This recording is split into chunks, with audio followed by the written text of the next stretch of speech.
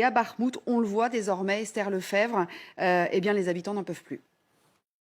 Même si l'immense majorité des habitants a déjà fui, pour ceux qui restent dans cette ville pilonnée sans relâche, et la situation est devenue tout simplement infernale. Hier, à l'entrée de la ville, avec Antoine Pokry et Lucas Lassalle, nous avons rencontré une Ukrainienne affolée. Elle nous a dit qu'elle venait de prendre sa décision de partir. C'est impossible de rester ici, nous a-t-elle dit. C'est devenu trop dangereux. En effet, aux alentours de Bakhmout, le bruit est incessant. Ce bruit de coups d'artillerie lourde. Bakhmout est depuis 5 mois maintenant au cœur des combats.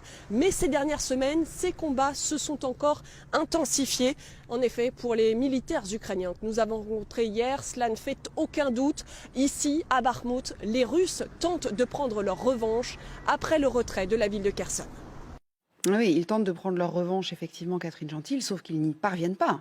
Non, pour l'instant. Ça fait des semaines qu'ils sont bombardés, jour et nuit. Oui, oui, et puis il y a effectivement énormément de pertes humaines des deux côtés d'ailleurs, mais c'est parce qu'au-delà du conflit purement sur le terrain, c'est aussi un combat au sein du pouvoir russe qui est en train de se jouer à Bakhmout. Hein. C'est-à-dire qu'en fait, c'est quand même Prigojine qui est le père fondateur de la milice Wagner, hein, qui maintenant est devenue connue mondialement, qui en fait voulait donner un peu une leçon à l'armée russe et essayer de prouver à Vladimir Poutine qu'en fait le meilleur combattant de toutes les Russies, c'était bien lui. Donc en gros, il a expliqué que l'armée régulière russe était incapable d'avoir une victoire sur le terrain, ce qui n'est pas totalement faux ces dernières semaines, et que lui se faisait fort justement d'y arriver. Donc c'est pour ça aussi que cette bataille est fondamentale, parce que si Prigojine réussit à apporter enfin une victoire à Vladimir Poutine, évidemment, même si ce ne sera pas un tournant décisif dans la guerre, ce sera au moins symboliquement très important. Alors, si on a le temps, on reparlera de Wagner parce qu'on a quelques informations, et notamment du fameux Institut pour l'étude de la guerre qui nous dit qu'ils ont investi notamment TikTok.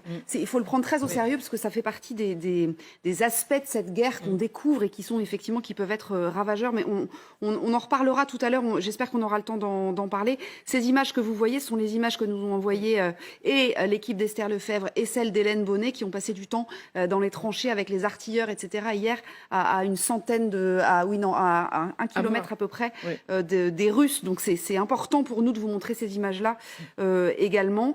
Alors on se demande évidemment comment ce front de Bakhmout peut évoluer, puisque vous l'avez très bien dit, Catherine, ça bouge très très peu ces dernières semaines. On ne voit pas trop, Nivine Potros, comment ça peut évoluer. Ceci dit, malgré tout, les Russes tentent bien de passer par des trous de souris, Nivine.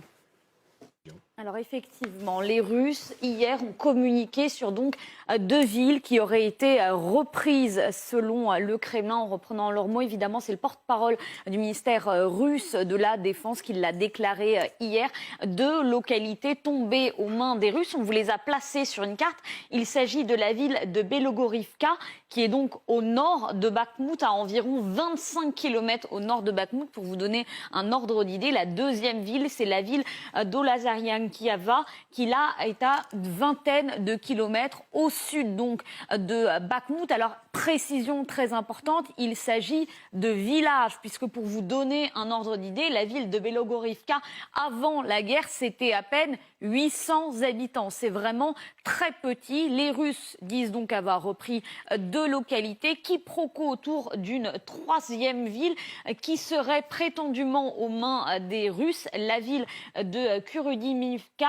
Alors les Russes prétendent avoir repris la ville, les Ukrainiens disent posséder encore l'ouest de la ville. Vraisemblablement, les combats restent intenses dans cette petite localité toujours. Des combats acharnés également dans la ville d'Opiné, avec là aussi des combats qui durent maintenant depuis plusieurs mois, des pertes humaines très importantes des 2 côtés dans ces localités. Alors on le voit sur cette carte, les Russes semblent concentrer leurs efforts plutôt dans le sud de la ville de Bakhmout, comme si finalement, pourquoi pas, ils préparaient une offensive depuis le sud de la ville, puisqu'on a vu que les 2 précédentes offensives depuis le nord avec la ville de Svatové et puis depuis l'est n'ont pas porté leurs fruits. Alors est-ce que c'est vraisemblablement ce que vont mettre en place les Russes? Pour l'instant, évidemment, c'est trop tôt pour le savoir.